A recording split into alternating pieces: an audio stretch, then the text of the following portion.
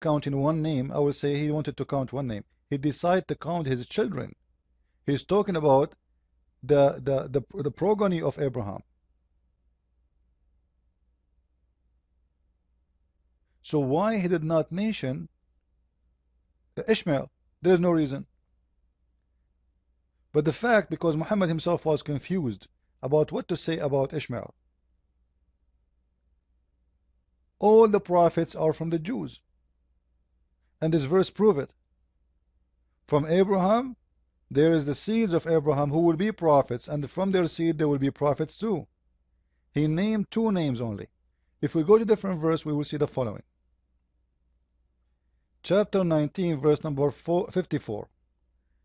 If we go to this chapter, it says that Ismail is a prophet, is a messenger of Allah. Actually, not a prophet, a messenger. He used to order his people to do, to do the prayer and to pay zakat. Let us ask in here a very simple question.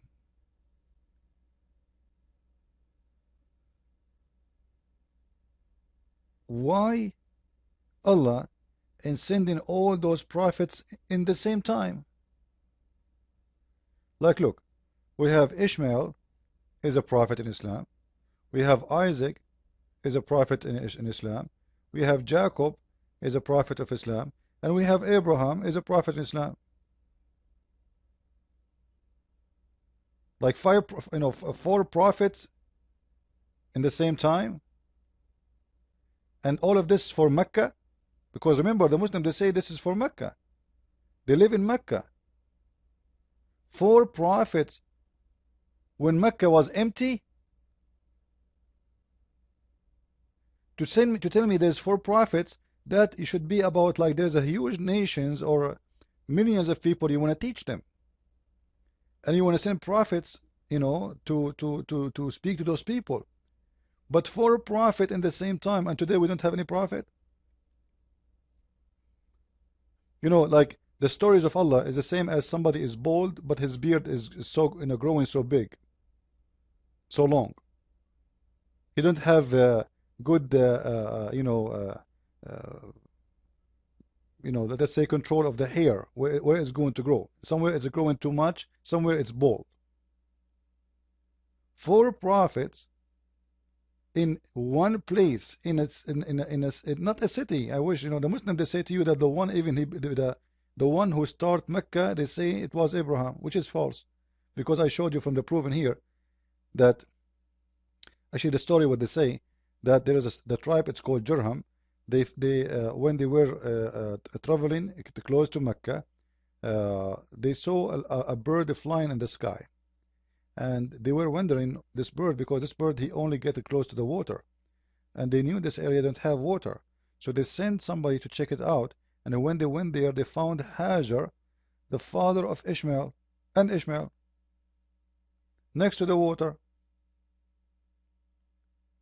And she told them, I can let you stay with us, but you have no right over the water.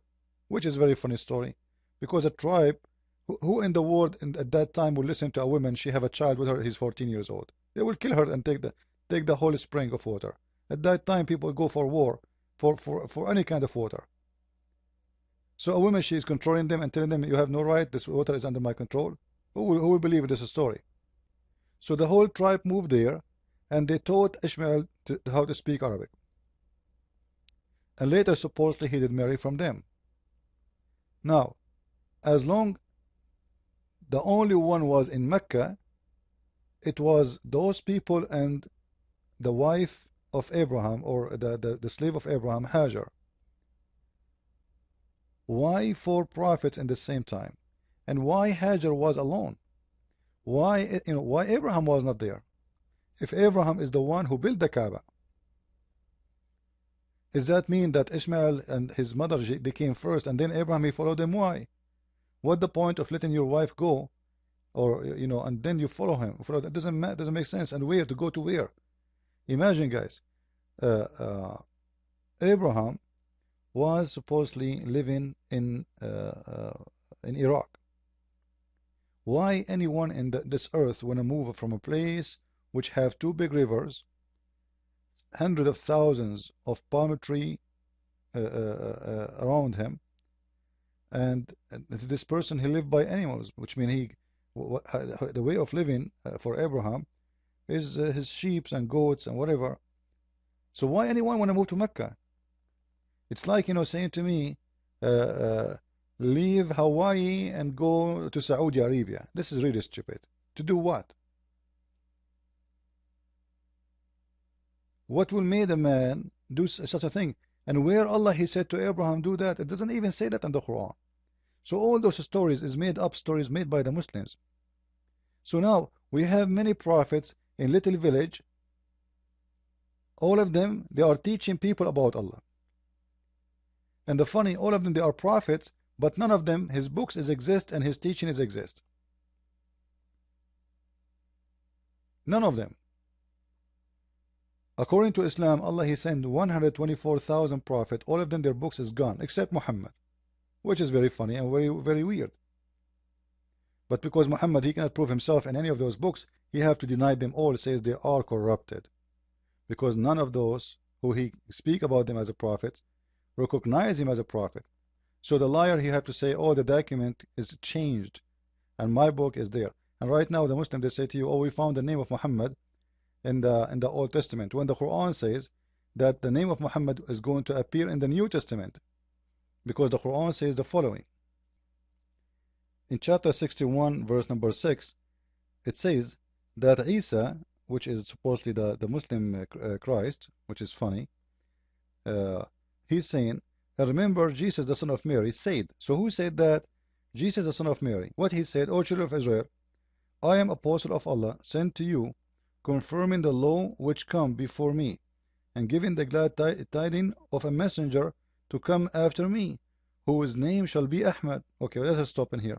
We saw many videos of this idiot who do not, I wish he was still alive to debate me, but too bad he died before I get him. He was telling that he found the name of Muhammad in the New Testament, in the Song of Songs exactly, in chapter 5, verse 16 supposedly, as I remember. So, but if this is true, if this what he's saying is true, it's mean the Quran is corrupted, because the name should appear there is not even Muhammad, it's Ahmad. This is number one. Number two, the one who should say that is Jesus, not Sulaiman. Because the first one ever who mentioned the name of Muhammad in the previous scriptures, it was supposedly Jesus, the son of Mary. Therefore, Sulaiman never mentioned it. Moses never mentioned it. Ezekiel never mentioned it. Jacob never mentioned it. No one, except this is what the Quran is saying. Unless the Muslim, they want to accuse their God to be a liar. So this is how desperate the Muslims trying to find the name of Muhammad in where it's not even exist, which is in the Old Testament.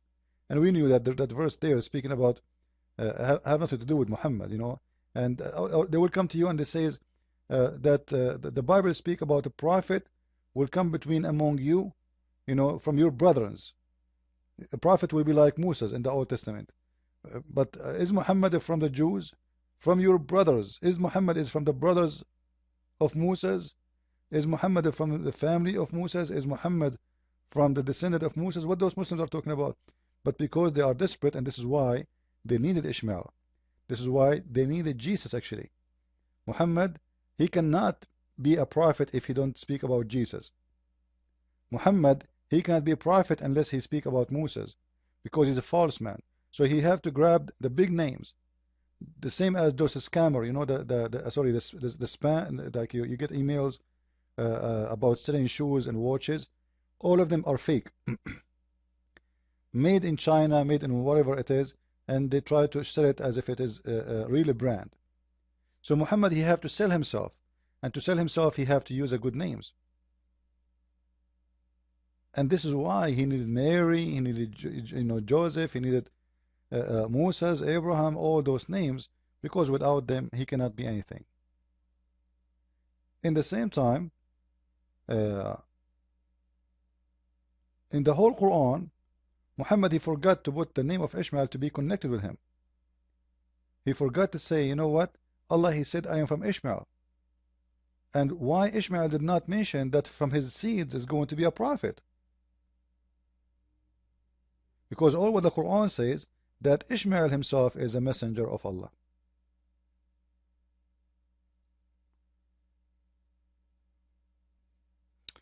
In any way, uh, it's very clear that Ishmael is needed badly by Muhammad to make himself a legitimate man.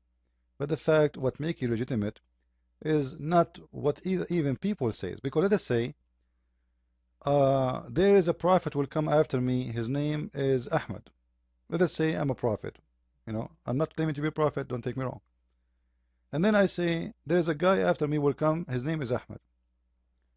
Now, as long Muhammad actually his names are not even Muhammad or Ahmed. Muhammad even he chooses names. Those not none of those are his names. The real name of Muhammad is Qasim. He changed his name and he called himself many names, Ahmed, Muhammad, and Mustafa, etc. Because simply Muhammad he was trying to replace Christ by himself.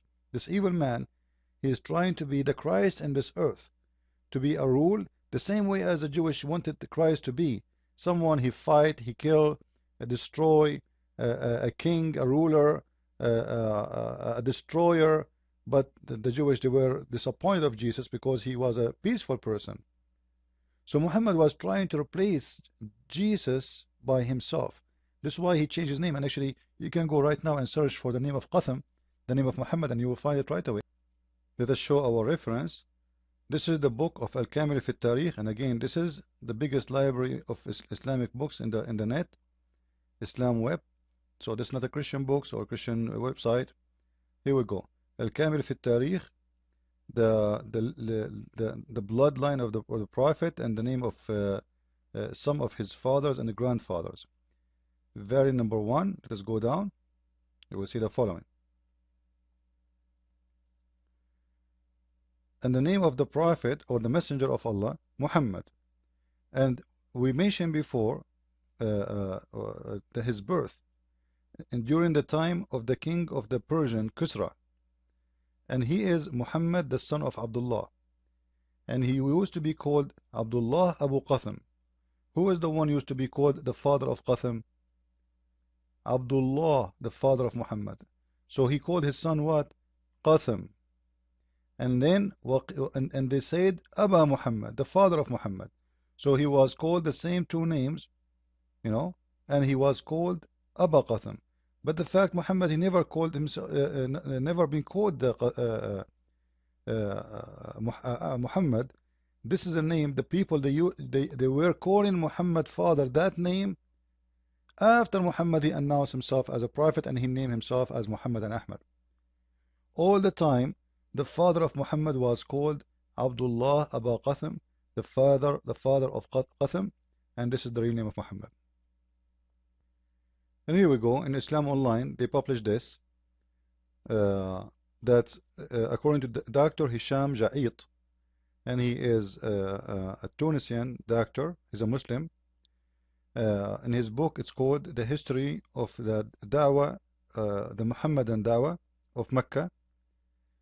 He said that Muhammad was born in the year 580 and his name was always Qasim till he announced himself to be a prophet, and he did marry at the age of 23 and he became a prophet at the age of 30, and he never been an illiterate person. And you can go and search for the book and you can buy it right by yourself from the internet. And again, let me see if I can get